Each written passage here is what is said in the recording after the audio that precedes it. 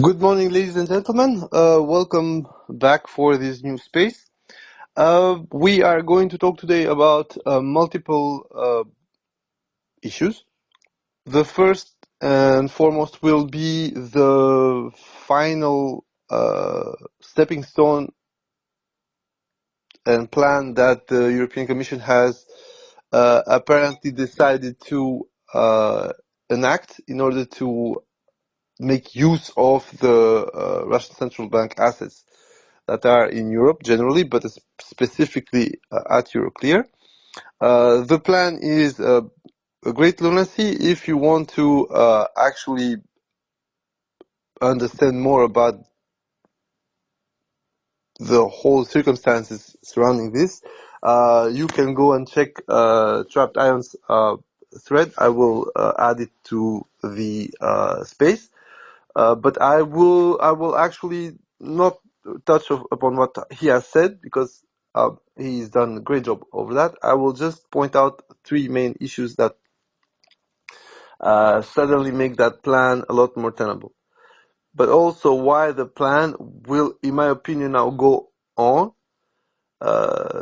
simply because the point of the plan as it stands and the point of the maneuvers that the Ukrainians are doing on the ground are interconnected, and they are looking upon a freeze of the line of contact with great losses and the potential funding of the Ukrainian state and military while the military activity dies down. I'm not saying this is what's going to happen. I'm saying this is what Europe and Ukraine are trying to do. The link between both is extremely visible, and the time frame is also extremely obvious. Now, for people who know or who don't know, there is already a mechanism called RFF within the EU, which was voted and agreed upon in 2024, early 2024, between the months of March and May. May was when the parliament actually was okay with it. Which aimed at paying about 50 billion euros to Ukraine. Two-thirds, one-third. Two-thirds were supposed to be loans, and one-third was supposed to be grants. And this would cover the time frame between 2024 and 2027. Now, the RFF Ukraine was hailed as a great step, yada, yada, yada. And it was going hand in hand with the American Biden plan to also give Ukraine about 61 billion dollars, which would amount at more as more or less the same amount as Europe, so about 50 billion euros. So with 100 billion euros, the Europeans and Americans thought that Ukraine would manage beyond 2024 until 2027. But for anyone who has listened to the last couple of spaces, especially the one I explained that the biggest issue for the Ukrainians is that their partners are just too expensive for them. The war costs that Ukraine is incurring because of the partners it has makes it almost impossible to go toe-to-toe with the Russians. Not because of the actual financial assets, simply because Europe and America need to make a profit in order to actually sell shit, which means that a gun barrel that would cost them about 3,000 to 4,000 euros to make. I'm looking at you, Slovakia, would be priced in at 1.7 million on your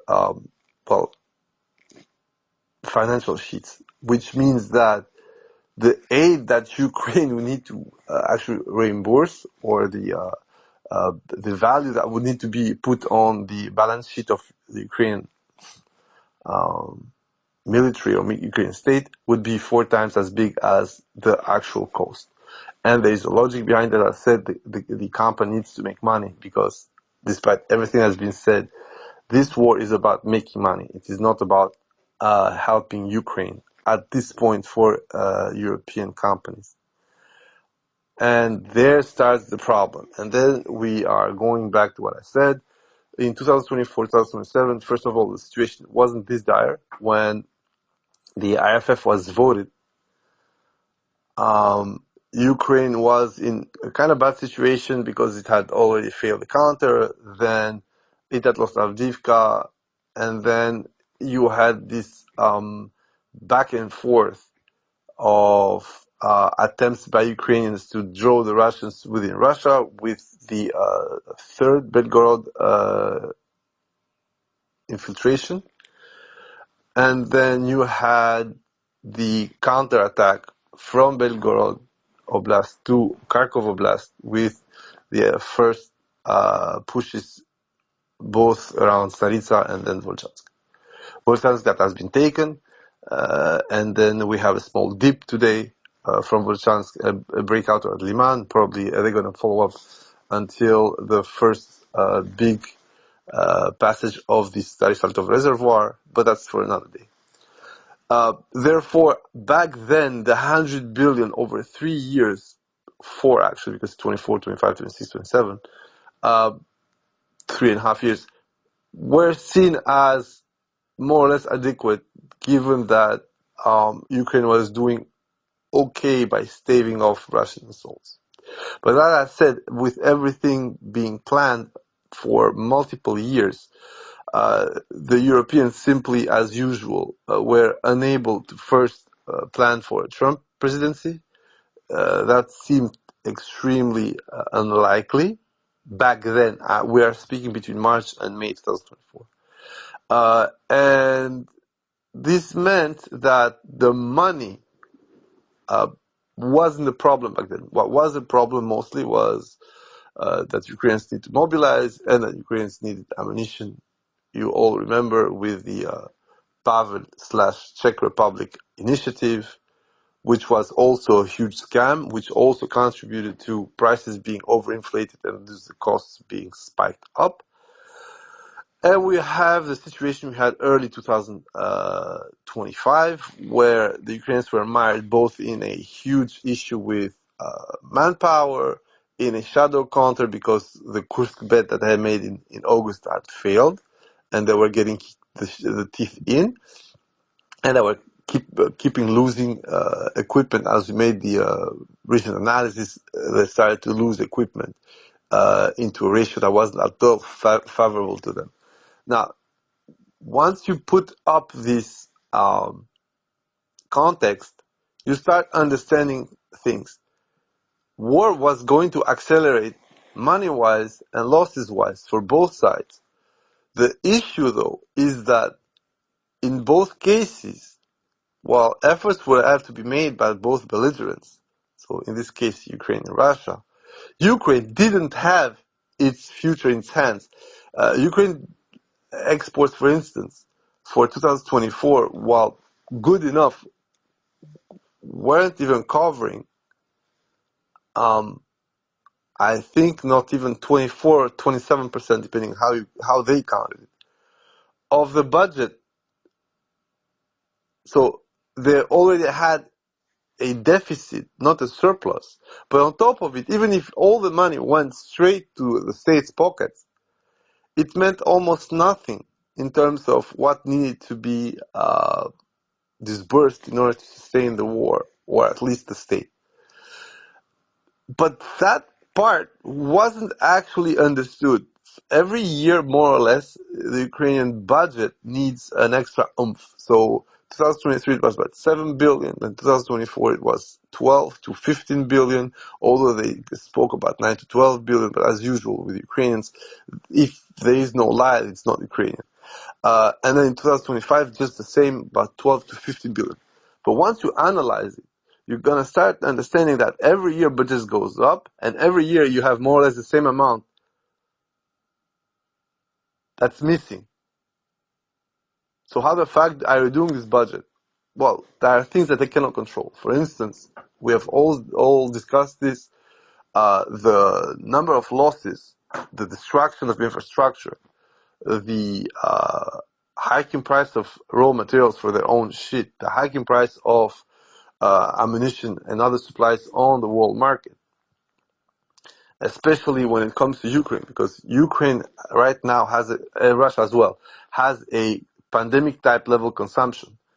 There are a lot of panic buying. There's a lot of panic buying. And first it was precursors for their explosives that were bought through a whole chain, which that's a funny one because they were buying Chinese shit from Sudan. And then that thing stopped. Then it had to find another source, and that's how they found intermediaries from the Arab Emirates in order to actually keep going with some stuff that they were forced to buy in China. But the Chinese more or less cut the sourcing, not that much because they want to see Ukraine lose, simply because they had installed these overall export controls for people that they didn't like. And that went along with rare earth, magnets, all the shebang. Now, once you place the situation, raising costs, raising damages, huge problems with the sustainability of the war operation, you have a major issue. And that issue is, how do we go forward with enough money to sustain the guys up front, but also with the same issue, how do we do that Ukrainians can try maybe some offensive actions in the years to come? Because, and there's where the link between the front and the funding comes from. Right now, despite everything, the funding given by the EU, if you saw the Kiel chart, is about around 50 billion. With that 50 billion, there's a huge gap in funding, which results in a huge gap in capability. And therefore, Ukraine is forced to make choices. Make shit like baby drones, sea babies to attack tankers. Make shit to attack refineries. Or equip enough soldiers to go back to the assault, to try and retake the initiative, at least locally, like they did with Kursk. This is one of the things that Trump didn't touch upon, and it's completely normal. It's not at all a criticism upon it. Trump was discussing about a very specific situation, and which makes it a lot easier for me to actually latch upon him. And that's the strength of this team, actually. So the case for the funding of the Ukrainian army in the Europe's minds, for as long as America was in, was that they just needed to give cash so the state of Ukraine wouldn't fall down. It was already very limited because it barely covered the funding gap. If you divide those 100 billions by 3.5, as I said, you would go to roughly 30, 28, 27 billion per year. But we know that this wasn't enough already without a huge effort from other players, and especially a huge effort from Ukraine itself to squeeze the tax pool.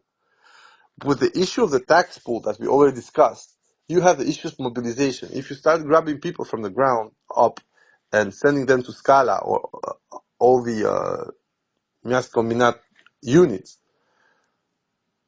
you just destroy that tax base. So you need to raise taxes, or you need to do other stuff like start to actually let the hryvnia float. The moment the yuan starts floating, your value crashes. The moment the value crashes, the funding needs for Ukraine paradoxically go up, because whatever is earned by the Ukrainian economy will be far less relevant to the import of goods and sometimes services, but especially goods, which would allow Ukraine to advance. If your hryvnia crashes from the 42 per dollar to 62, That's half your drones not being payable. Half the shit you buy in China is gone. This is the insistence. This is why, despite a lot of issues with the IMF and World Bank and the Americans and Europeans, nobody wants to force these guys to actually have a real trade value for the hryvnia. So when people start mocking Russia about, oh, the budget and this and that, I'm like, guys, we have actually a real life experiment with a country that's a technical failure. It cannot sustain itself. Its real actual revenues, I put them around 120 billion. But if we start looking at it hard, we'll see that the real revenues of Ukraine should be between 90 and 100 billion dollars, which is a mind fuckery, because they are quoting themselves at over 190 billion dollars, even more, I think 200 something. Half of that value is either foreign money or made up shit. Like, Ukraine right now is a major Ponzi scheme. It's a major subprime crisis packaged in the fucking country. And of course, there is an understanding these guys are under attack. The same largesse that I extend to Russia, that the economy is not doing that well, but it is because of extreme external pressure. I'm also extending that to Ukraine. Ukraine is losing the war. It is not even losing the war on the field, which it is. It is specifically losing the war as a entity, as a polity, as a nation, as a territory plus revenue plus political system. And once you start pointing out all the problems, starting by, as I said, the revenue is not enough to sustain the state plus the army. The population is not enough to sustain the type of warfare they are actually waging. The population is not enough to sustain, as I said on the thread that was not raised because the profile was blown up. Ukraine is undergoing now a practice of grinding as much readily available troops, including those that come back to AWOL, which is starting to be a scandal, which means that guys who come back from being AWOL gonna be sent to assault, which means that every readily available assets are going to get exterminated in order to convince whoever needs to be convinced that Ukraine can still do this shit.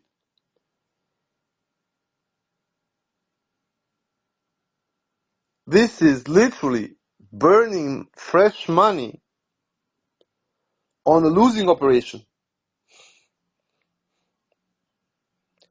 And you completely understand the issue. Just the same for the cash as it is for men. There is a race against time to make it look, or at least to try and establish a phase of, I think, and this is what Budanov said actually, for once I'm starting to understand what Budanov meant by, by the end of winter, so in February more or less, we will have our conditions for a proper negotiation. If we were to base ourselves upon that, it would mean that, first of all, they will have probably some Russian assets put back into their control, or at least given to them on a tranche per tranche basis. And second, they would start burning enough troops in order to hold the Russians and not have what we're seeing, which is about 400 to 500 to 600 square kilometers taken per month, despite the bullshittery and the skullfuckery from Deep State and Seizure and all these idiots. If you start seeing these two columns point up, you will understand that they need this money in order to enable whatever they have as a shitty army to try and stop the Russians in a certain line and force them to sit on the table. There is a huge problem with this plan, and we're going to start with it. So first of all, we have the frozen assets. Now,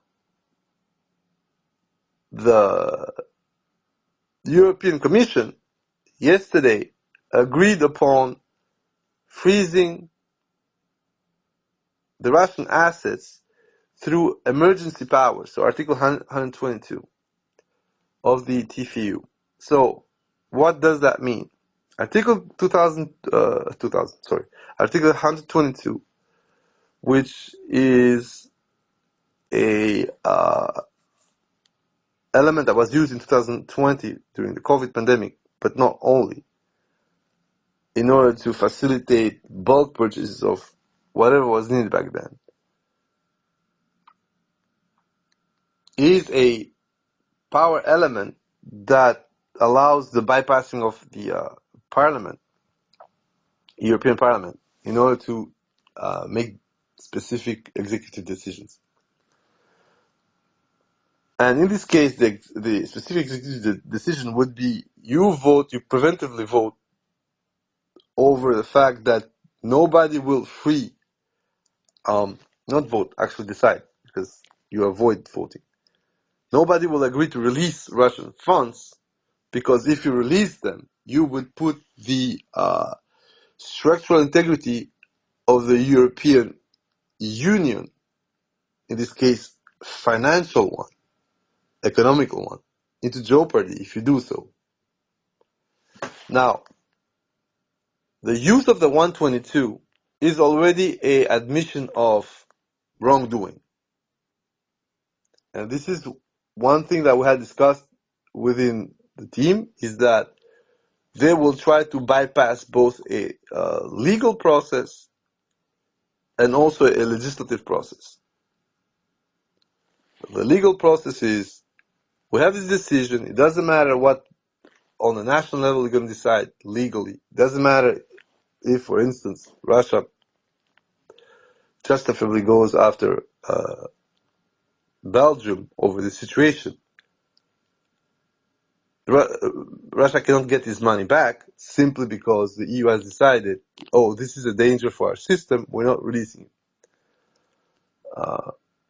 On a national legal level, a lot of European nations have laws that stop disbursement of money if it puts in peril the normal functioning of the state. So even if Belgium was alone, it would not be forced to pay the 200 plus damages, most probably, billions back in a lump sum.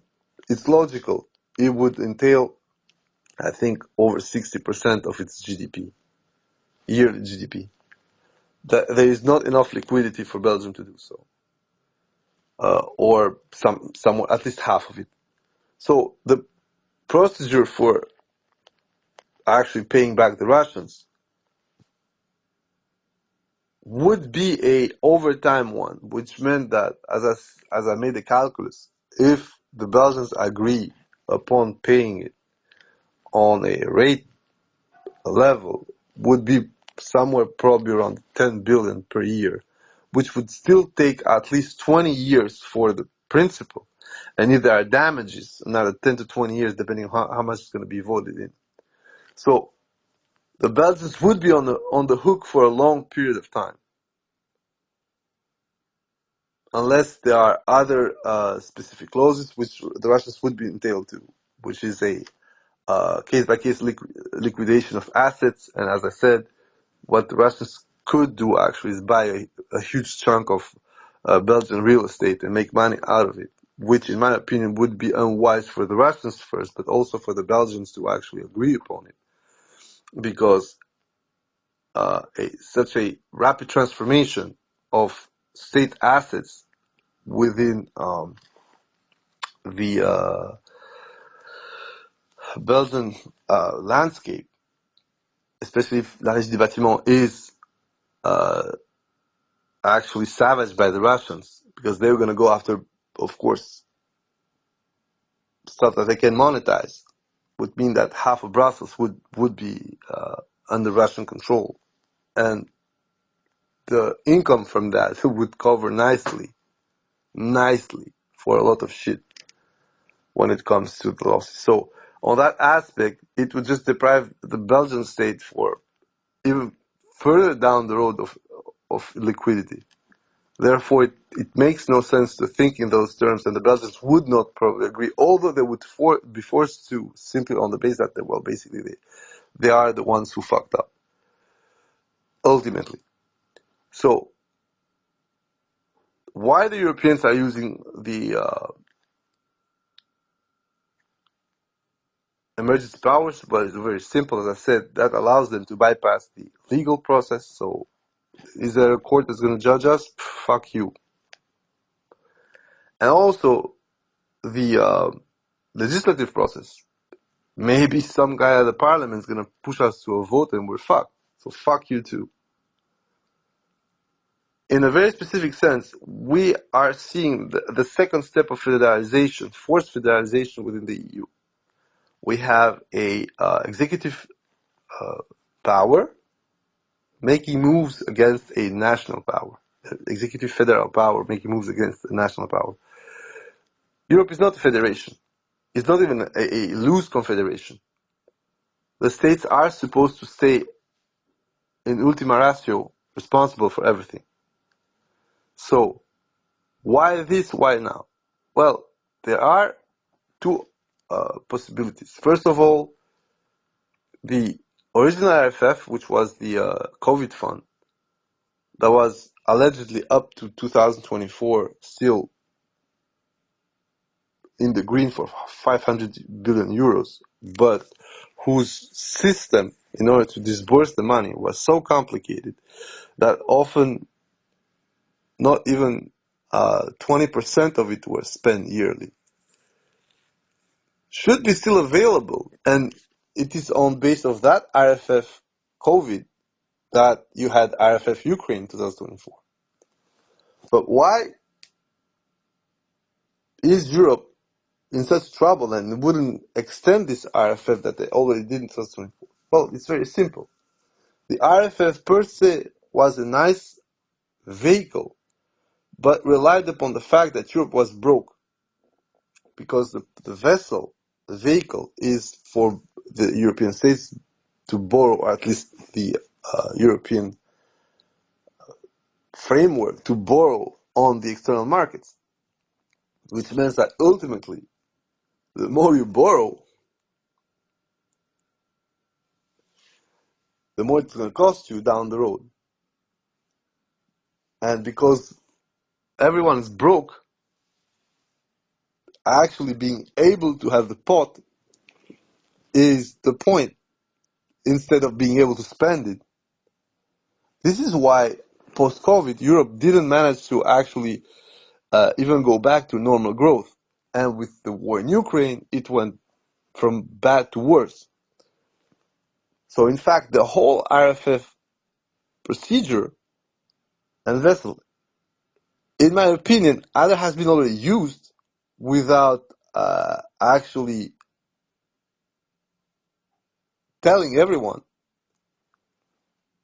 or, I'm going to repeat, it hasn't been used, but it's simply not worth using it, because the cost of it, especially if you, out of nowhere, you need to punch out 60 plus another 60, because the whole plan now is 210 billion, of which 47 billion are supposed to pay back Ukrainian loans taken in Europe. Because that's the beauty of the plan. Out of those frozen Russian assets, a huge chunk, almost 20%, is to actually pay Europe back. It's not even for Ukraine to rebuild or to reinforce or whatever. It's just money that Europe's going to pocket in order to pay itself for the 50 billion. So, it is theft. But Europeans would tell you it's not. And of course, I mean, which coke dealer is going to tell you that he's doing something that's not lawful? They're going to tell you have to enjoy, man. YOLO and stuff like that. In any case, the problem with the RFF Ukraine is, as I said, first of all, it's not enough. But most importantly, it has a huge problem with the actual real inflation in the real world. So from the beginning, it wasn't enough. It was counting on America. America stopped, since Trump is there, America stopped actually contributing properly. Prices are going up. So whatever was earmarked for the Ukrainians from the first RFF Ukraine is not enough. Solution was, if we don't pay these motherfuckers by end of winter, early spring, they're going to have a gap. If they have a gap, they might have a shutdown, or they might choose not to pay some people in order to keep the army going. Now, we go back to what I told you initially. The problem with this view is that when it comes to the execution of whatever military maneuver the Ukrainians want to do, we arrive to the same problem. Ukraine, up until now, with or without cash, has done extremely poorly since roughly when they lost Avdiivka until today. So for over 20 months, Ukraine has sucked dick. So it doesn't really matter how much money they're going to get, because the problem is not just the money. The problem is, what are you going to do with it? The more money you give to Ukraine, the faster they're going to try and buy shit. So the most expensive is going to be.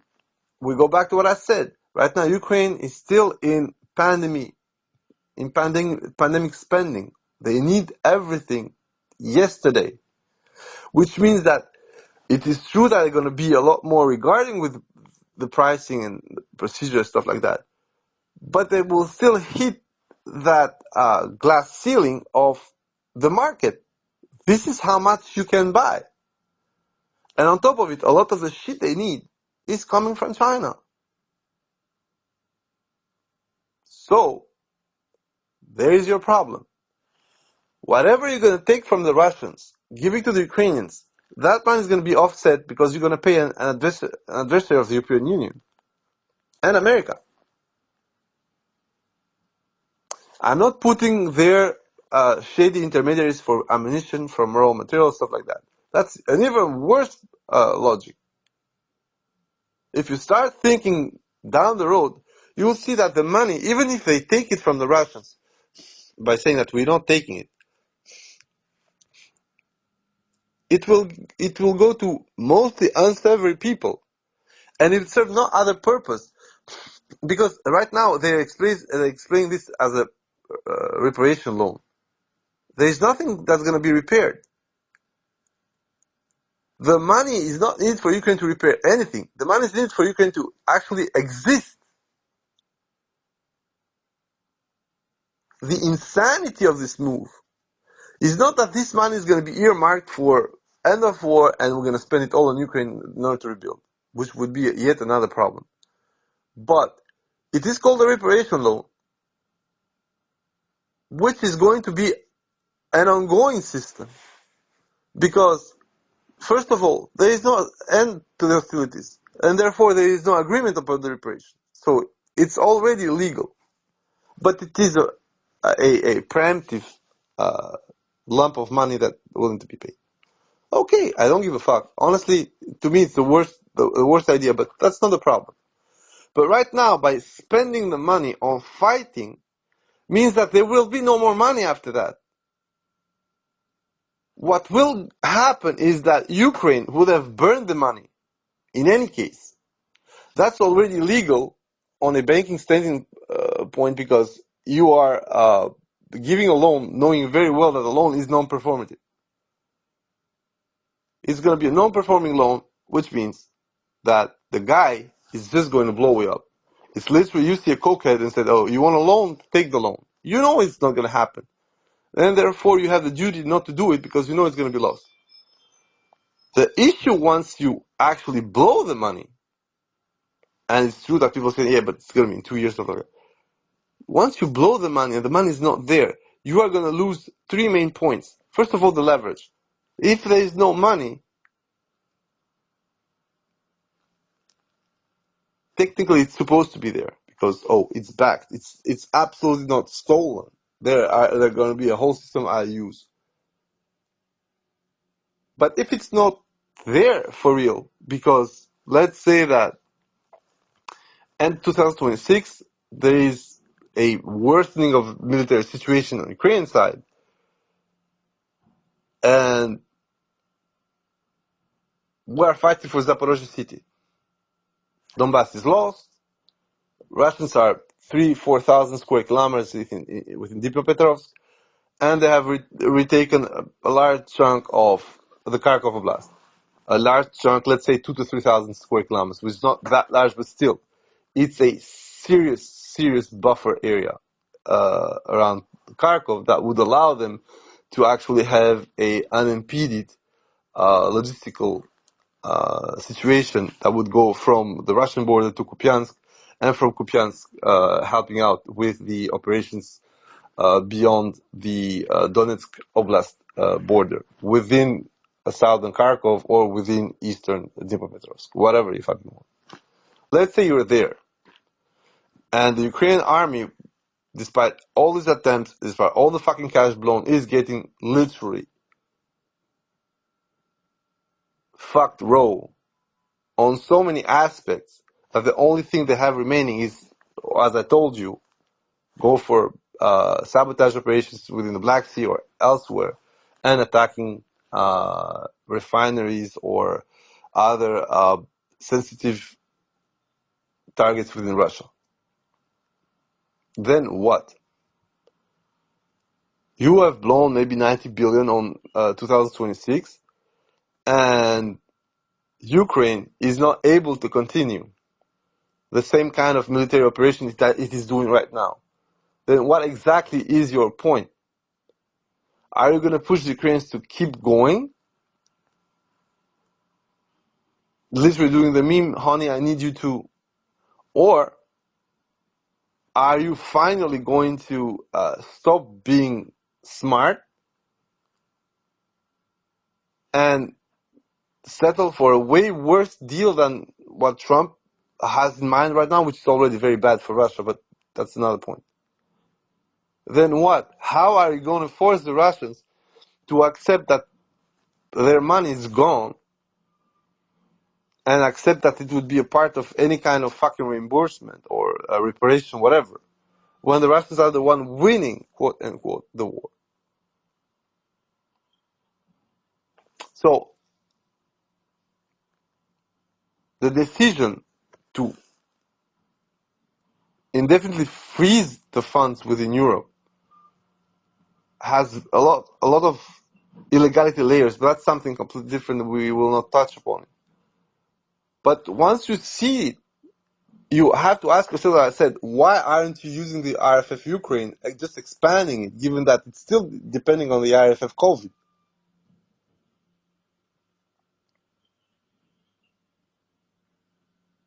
And as I said in the group, the logic is, in my opinion, is that it has been using, the European Union has been using the RFF COVID in the advantage of Ukraine through loopholes, in full illegality with its own system. And for them, expanding it would have to explain a couple of holes, and the scandal around it, in my opinion, would be a lot bigger than going after the Russians, which saves you a huge headache because, oh, see, we're doing something, we're punishing the aggressor, we're taking their money. We're actually not taking it. It's not what we said. So this complete schizophrenic vision from the European Union has, in my opinion, two main problems. The first main problem is that it still needs Belgium to agree on a national level, and it is there where the Europeans know it's not going to happen with this prime minister, within this logic. Because even despite the emergency powers, those emergency powers do not suspend the bilateral treaties that Russia and Belgium have together. They do not suspend the nature of the assets that have been frozen permanently. This is the thing. The fact that they have been frozen permanently or indefinitely, let's say it like this, is different, because permanently it means that they will never be released back. But in this case, they're released without a term, like right now it's only 6 months. And as I said, you have this lever when a supranational entity is taking over the duties of the national entity. The national entity is still, I'm going to repeat, is still the master of its fiscal policy. In this case, it is a matter of fiscal policy.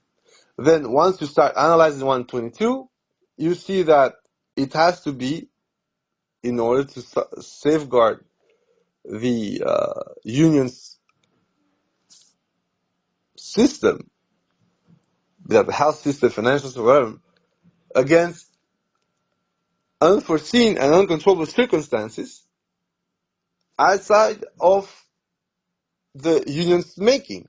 But the problem is that the 122 is being enabled in order to make sure that you can use the 122.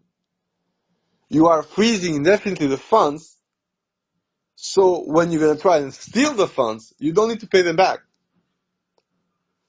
The circular thinking of this is very beautiful. And in the minds of these people, it's unassailable. But that's just not the case. Once you start thinking logically, it's like you created it in order for you to claim that you don't need to abide by it.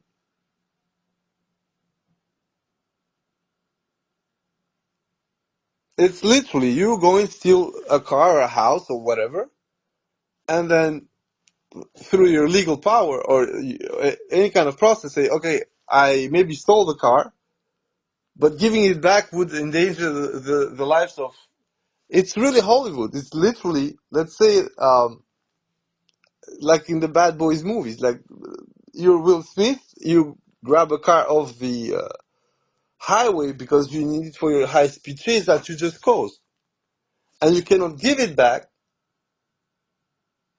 because otherwise how are you going to do the high-speed chase that you just caused? The self-serving circle is amazing. But the most important, just like in those movies, when you're going to total the car, is going to be the city paying the cost. In this case, the city being either European Union banking system or Belgium. Once again, we are discussing this with people whose grasp on reality has become completely departed.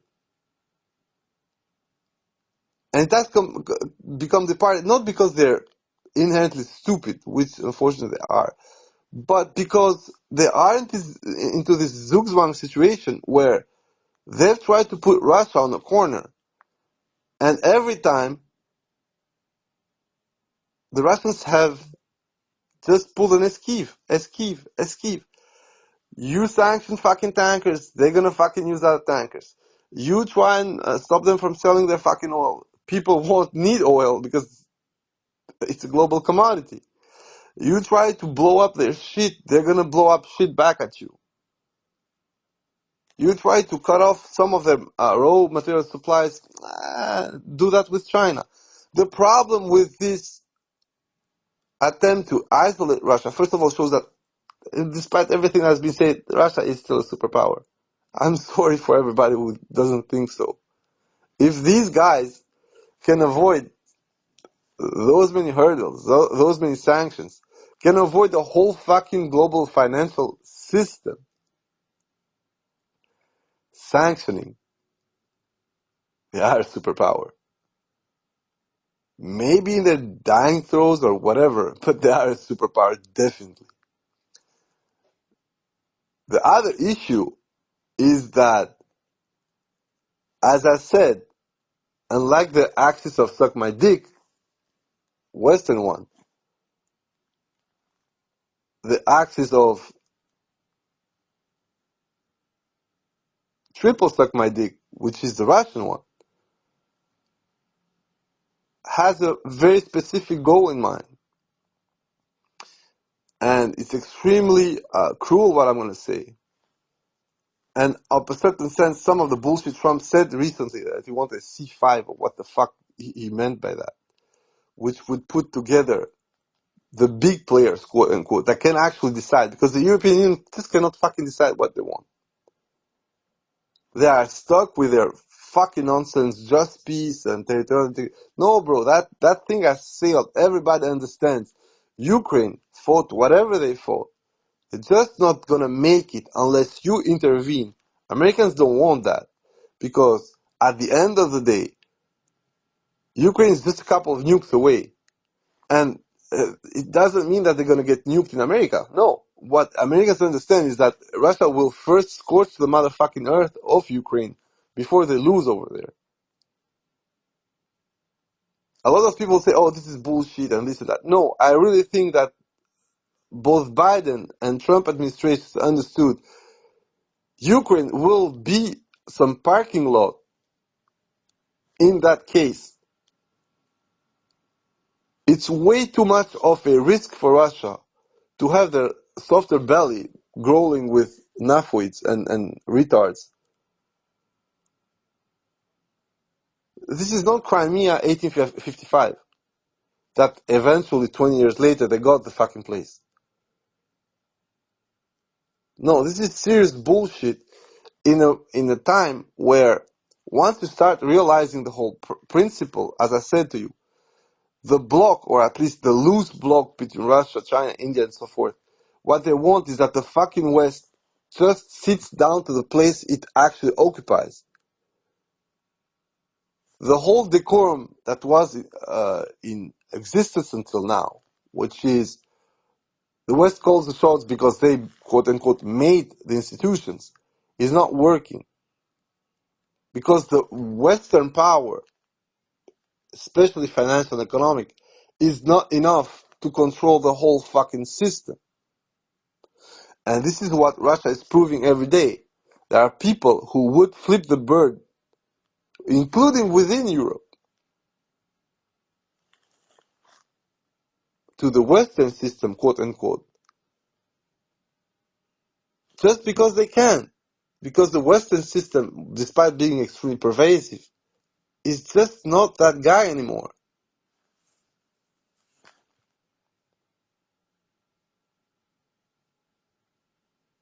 Now this has its own life, it's fraught with its own risks, especially with a overpowerful China, especially when it comes to the industrial output. And I'm going to tell you back again, guys, if at some point the Chinese lose their patience and say, you know what, fucking come here, grab this shit, Putin, go at it, and start actually building stuff for the Russians on a budget,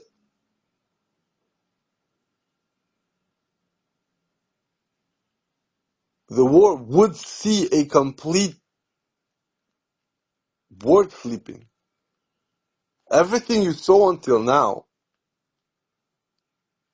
over this war, the fucking Ladas, the Buhankas, the ATVs, all that shit, forget about it. I'm not saying that suddenly Russia's going to start smashing Ukrainians, but the equipment level, the supply lines, a lot of the shit that you are actually not seeing on the Russian part, the fact that they're all doing that within a fucking small budget, is going to be gone. And this is a tightrope that the Ukrainians have been walking for such a long. That's why they haven't been really fucking yapping about China until very recently. But now you have NATO idiots, Ruto for starters, that's yapping over that. And on top of it, you have these moves to actually start stealing from national assets. So the more you go through this principle, the more you advance into that direction of confrontation, Not because it's what you want, but because it's the only thing you can do. What Europeans are trying to do right now with their stupid counter proposal when it comes to peace agreements, stuff like that, is to sabotage what they call a bad deal for Ukraine. The same thing that happened in 2022 and 2024. The problem is that they're still hoping that somehow Russia's gonna fucking crash and burn. It doesn't mean that Russia might not crash and burn. It just means that the whole situation, as I described, that it's not gonna allow the Ukrainians to actually organize a counteroffensive, try to take land back.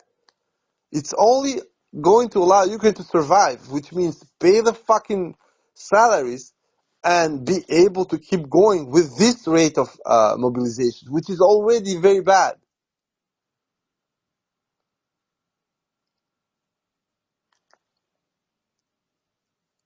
And if you want to understand why, it's very simple. Europeans, for some fucking reason, have decided they're going to go to war against Russia. But they're saying that Russia wants to attack them. At the same time, they say Russia is not powerful enough. Yet Russia has aims to fucking invade and control the whole of Europe. This double speak, this Schrödinger Russia they're fucking selling, in my opinion, is not that nefarious. What they're doing is that they have so much so put all their eggs in the rearmament basket that should serve as a kick or a stimulus for the shitty industrial output, especially for the Germans. That it doesn't matter what the fuck they're gonna bullshit tomorrow. The whole point is raise the anxiety, pretend that Russia is this next gen Hitler or Nazi Germany, and let's just go with the flow. A lot of people say, yeah, but that's how you have war. No, that's not how you have war. Most of Europe doesn't have nukes. So the Germans are not going to start crossing to Russia unless they want to fucking get nuked. The Poles have had 4 years to just line up with the Ukrainians. It would have been easier for them. They just suck dick. And now it's even worse because a lot of their fucking reserves are already being wasted in Ukraine. The French, for fuck's sake, their fucking army is in deficit. They have supposedly more money per year, but all of the extra cash that has been added by Macaroni is going to pay previous debts due to their nuclear program, mostly. And the French MiG is completely atrophied. The German MiG tries to go full-on bodybuilding mode. The problem is that they do not have the capacity to actually absorb the investment. So what are they doing when you see the new plan for acquisition? A big chunk of them is for F-35s and shit that the Germans do not produce. And you're like, well, how does it even benefit you on your industrial scale? It doesn't. That's the whole beauty of this thing. This is why stealing cash from Russia is so important. Because at the end, a huge chunk, or so they think, is going to serve or paying back the loans. So a part of the money is going to come back. But also a huge chunk will have to be spent elsewhere. And I told you, for a portion of it is going to be Ukraine paying China up to 7 billion a year.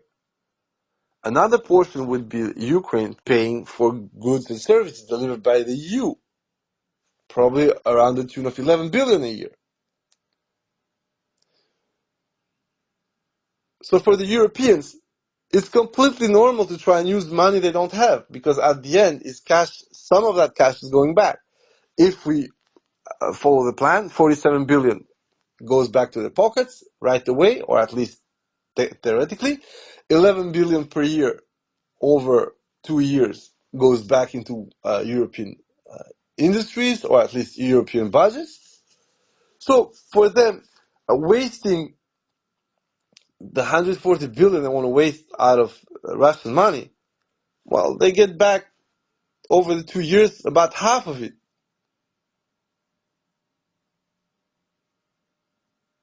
So why not? It's a wonderful way not to spend money and keep Ukraine getting killed.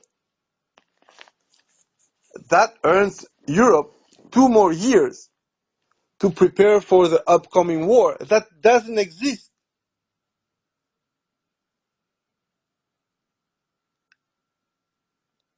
This is it. This is the cynicism that Europe is pursuing within this plan. But it needs to actually dress this up as something that's real, that's something that's going to help Ukraine. And the Ukrainian leadership right now knows that it has a huge gap in its budget and they're going to get shafted.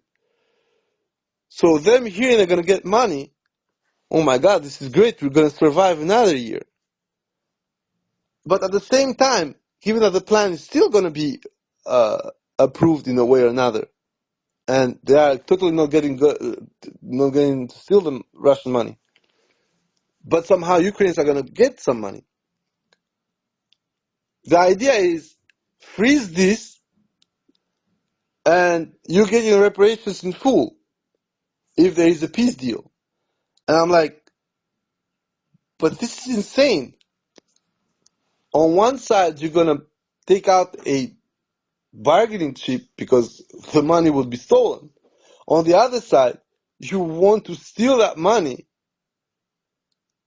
and dangle it in front of the Ukrainians to say, okay, this money can be fully for reconstruction if you end the war sooner.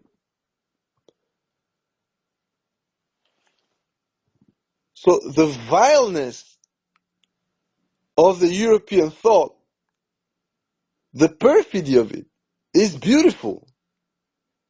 On one side, you stoke the Ukrainian appetite for suicide and tell them, in order to get more of this cash for your own needs, you need to make sure that the war is frozen. At the same time, you freeze and, empty the bank accounts, and therefore it makes no sense for the Russians to stop. The Russians consider the money as lost. You consider that they're not going to get it if they pay more to Ukraine. And at the same time, that money might have been a restrainer for the Russians. They thought, okay, maybe we're going to get it back. But they won't. So, you have this absolute Ouroboros, both at the thought process with the 122, which is we create the situation we want to protect us from. Self-fulfilling prophecy. And at the same time, you have Ouroboros at the front. When you were saying to Ukrainians, you're going to get more money for it if you go and die. Ukrainians go and die. The money is not sufficient. But now you don't have the possibility to steal more because whatever was there is gone. Now there are going to be consequences. And I know the Belgians are not very happy about that. Actually, nobody's happy about that because, well, the Russians have already done it. They always said, you know what, guys, you steal our cash, we're going to steal the cash that you have here. And it doesn't matter if it's private or public, we're just going to fucking rape you. And the beauty of this thing is that it will not undo what was done. It will not destroy the precedent that the European Union is actually setting. And in my opinion as well, a lot of people are not going to flee from the European market simply because there's no other market. What is going to happen though is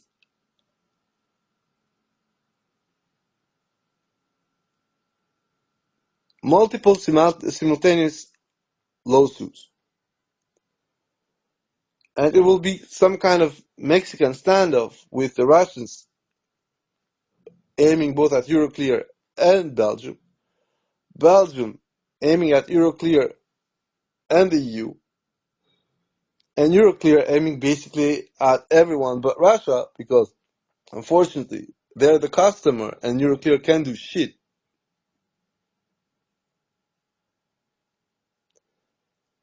Now there is another small issue with the legal situation.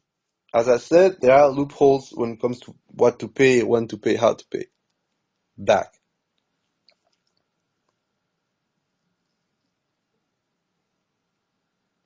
If the Europeans use the 122 argument, and that argument sticks, so basically Belgium loses its case against Russia, is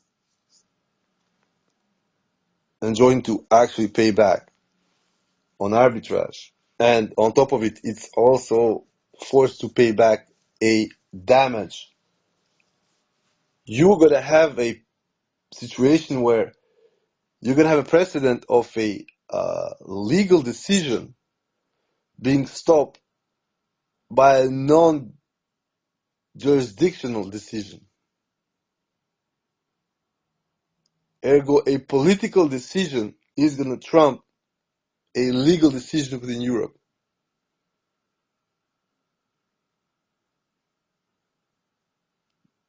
In short, that's the end of the state of law. I know a lot of people are going to say, yeah, but it is because very specific. No. There is no explanation. Up to then, precedents have been set that made that specific point, which is avoiding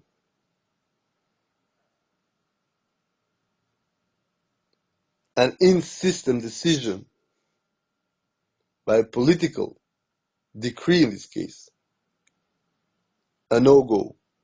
The whole European idea was based on rules make the society.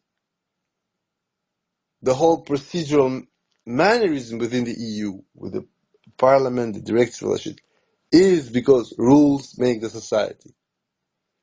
But if you go outside of there, and you can pretend that it's a very good decision because bullies this and that. Europe is a bully on its own when it matters. Economically, politically. So that hypocrisy will not stick. The problem, though, is that the moment this jurisdictional precedent takes root,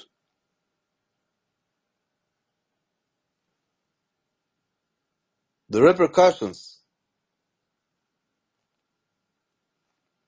can be extremely, extremely negative for the EU, especially with the current wake of right-wing nationalistic parties and the pressure from extreme left parties. That pressure, a lot of you are not feeling it right away. But the pressure is literally when everybody now is saying that Van der Leyen just did it. Oh, we're going to open a pilot school in India in order to facilitate immigration.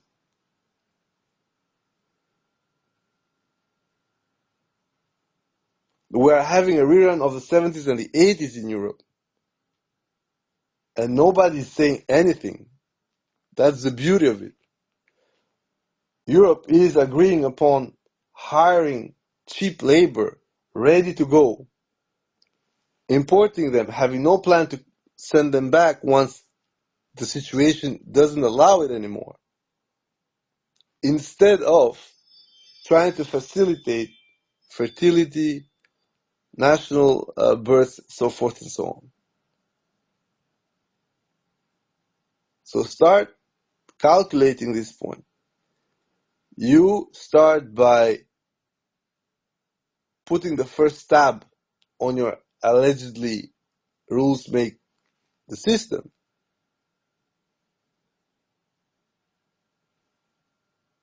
You continue by what you're seeing with, we're going to import shit because we don't want to make shit. And you might see an exponential rise of quote-unquote fringe parties, which for a reason or another, they might go wrong and they might go right. It doesn't really fucking matter on that point.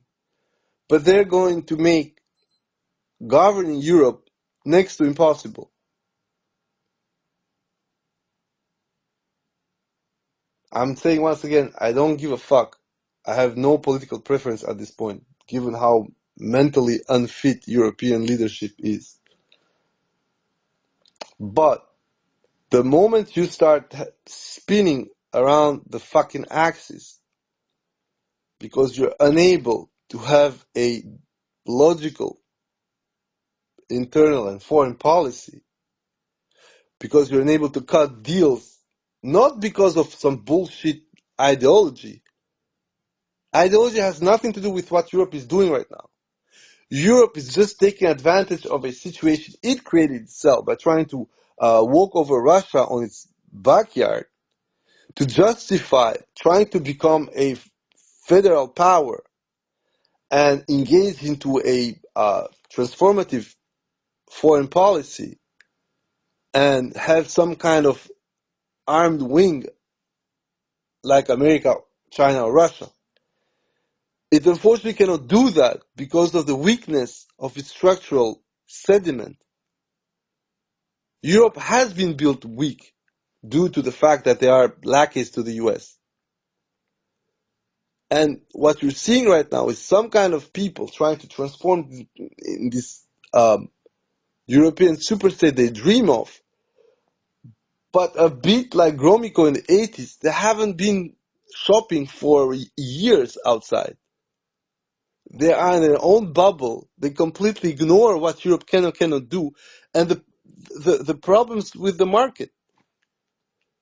Recently, they went to, okay, we're gonna fucking start enabling laws that you need to build shit with at least 70% of components made in Europe. I'm like, brother, nobody's gonna be able to afford what you're gonna make with 70% in Europe, even if you fucking make it in Moldova. The investments alone to build some fucking shitty automatic fabric or factory in fucking Moldova is gonna fucking sink you, let alone making it in Germany, Poland, or elsewhere. And on top of it, what you're gonna do is the same thing. You're just gonna shift industrial power where it's cheaper, but outside of your central axis. So the justification of the financial power being, let's say, in Germany, France, UK, Italy, Spain, but your actual productivity being at the border with Russia, or at least close enough, strategically makes zero sense.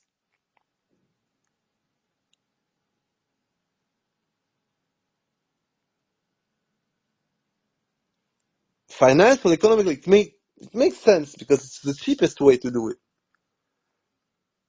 But strategically, it makes zero sense. The same way that strategically, the Ukrainians trying to freeze the front right now makes zero sense. The only thing Ukraine should be doing right now is trying to see how much they can suck in Russia and cause them losses by trying to overstretch themselves. Like in 22, but on shorter depth.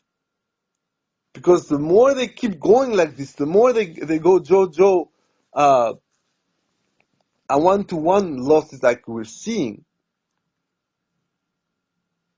the more they create that Fox effect that we've seen in multiple fronts, Seizure, for instance, when they're just going to collapse at some point simply because they won't have anyone available within 6 to 9 months. And that's what I said. Imagine in September 2026, you suddenly have another 4, 5, 6, 7, 8,000 square kilometers gone. But if they're gone in the wrong places, I'm going to repeat, you are going to be fighting for one of the biggest cities in fucking Ukraine.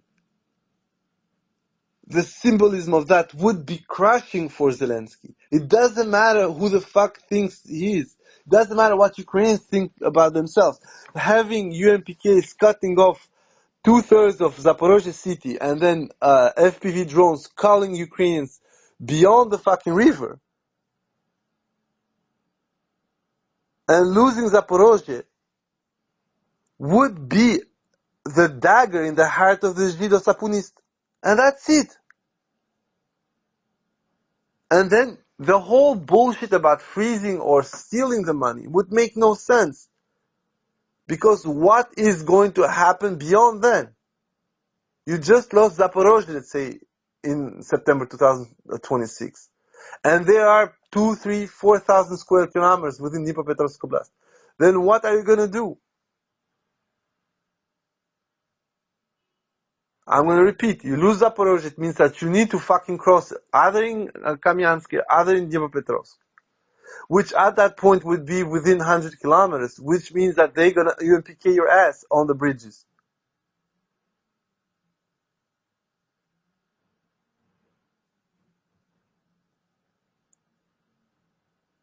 This is why, as I just exposed here, what makes sense for Europe is sacrifice as many Ukrainians as possible in order to justify its Looney Tunes rearmament program, in order to justify the kind of internal transformations they want to do.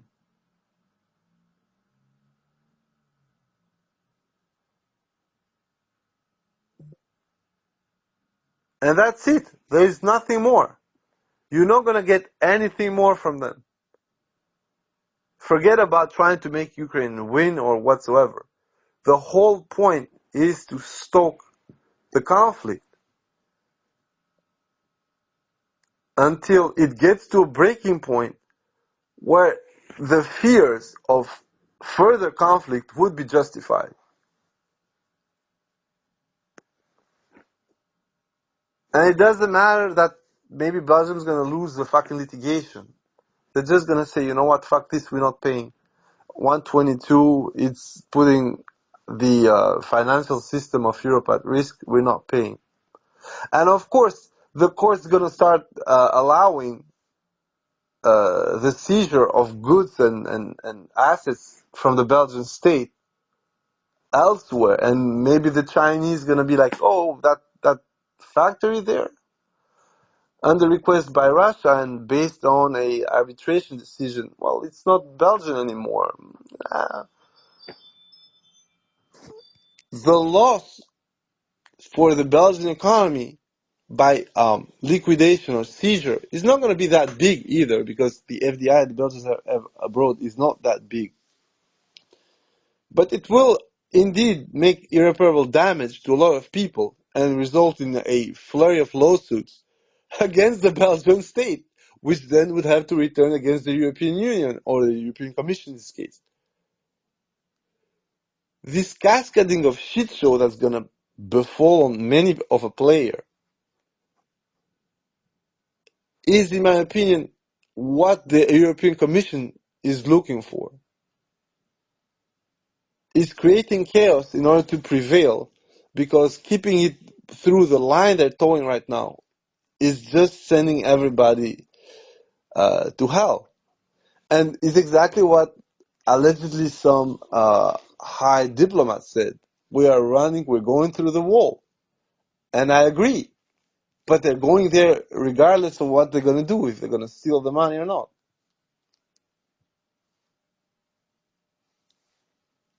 Europe doesn't have the balls to admit that they're going to steal that shit. Because, as I said, their whole fucking motto is the rules make the society.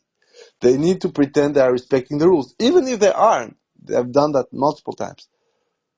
The problem with it is that in this case, it's not just performative. People are going to come for the money.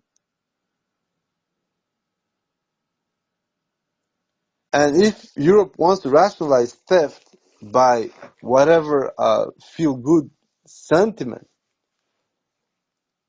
I think the guys in charge right now in Europe should really prepare for the worst case scenario, which is having the Belgians lose their litigation and be forced to pay, despite the fact that the assets are allegedly frozen forever or indefinitely. The assets weren't suffering a litigation because they were still there. They were frozen, but they were still there. They were still the property of the Russian central bank. But now that you're going to void that property, then you're going to have a problem. And I think the beauty of 2026, 2027 is that by doing so, Europe has guaranteed that the war will go on for at least a year and a half. And given how it's going right now, I'm not sure the Ukrainians really want to go for another year and a half of the same shit show. And given what the Europeans are making, I don't think that Europeans have any card to play when it comes to the war itself. So yeah, guys, that was it. That was the complimentary commentary on what Trapp said. I just added a layer of, let's say, homegrown analysis, and I really hope this doesn't happen, because despite everything, I am living in Europe, and a future when the kind of rhetoric that is being sold among the continent starts prevailing would make it impossible for a lot of people to actually really survive in here, because despite everything, you can still, in a certain sense, have your own opinion. Okay, you should not share it too much, but you are not threatened to that point. But if we start going the way the European leadership has been tackling this war, on a performative and propaganda sense, when they refuse to say that Ukraine is losing, when they refuse to admit that strategically actually Russia is winning because they're forcing Europe to actually commit the irreparable when it comes to their own system. I'm going to repeat to you guys, Europe is going to legalize a political decision denying the execution of a judicial decision. The whole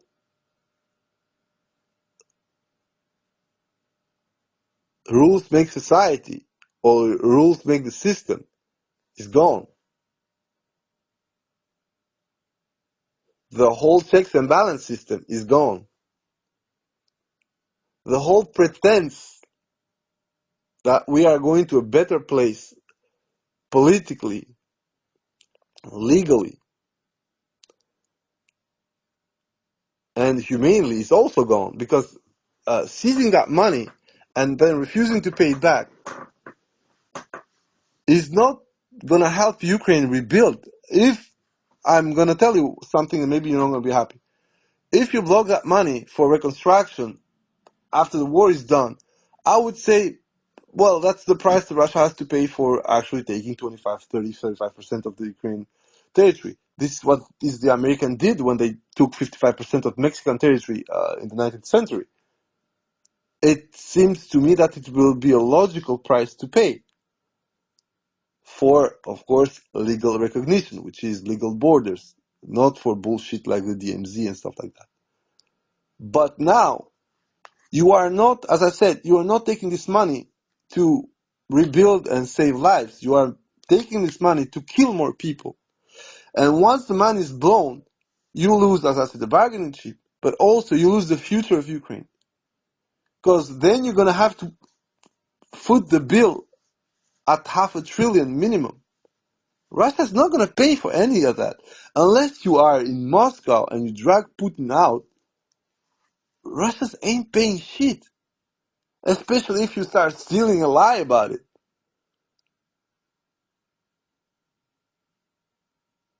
And so that's what we're looking at.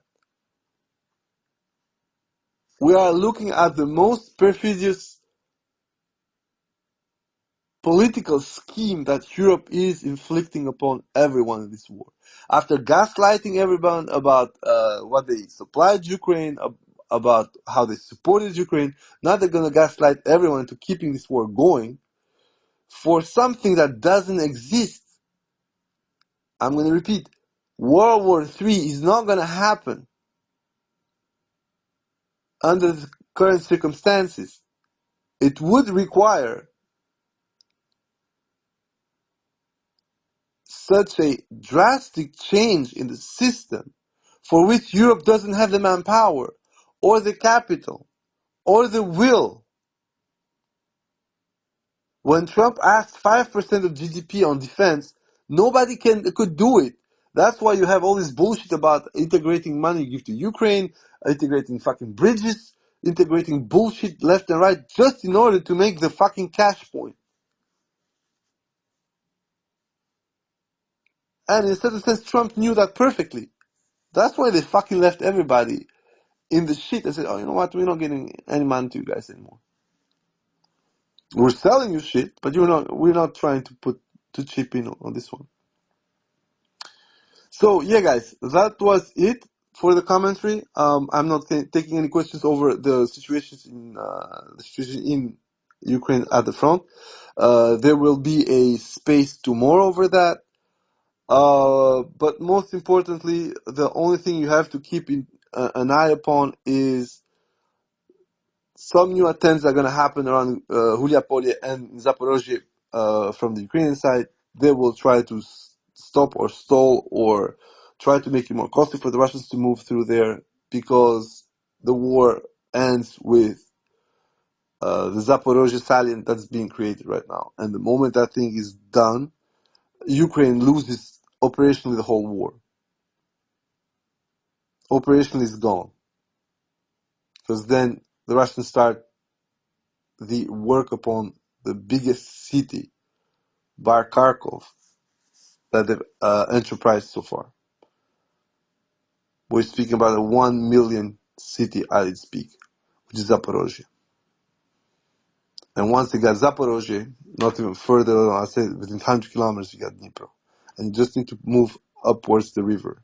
And given that past Zaporozhye, the reticulation of the city system, the settlement system in Ukraine becomes a lot looser. It means that for the Russians, you might have a logic of very fast advancement city to city. The city is going to take 1 or 2 months to be overtaken, but between the two cities or between the positions, Ukrainians are going to have a huge problem trying to resupply. So you have some kind of hedgehog situational defensive system once they're going to break out from the Zaporozhye axis towards the flat Dnipropetrovsk. But that's for tomorrow, guys. Thank you very much. Have a nice day, and I hope you are going to enjoy the weekend. Have a great weekend. Bye-bye.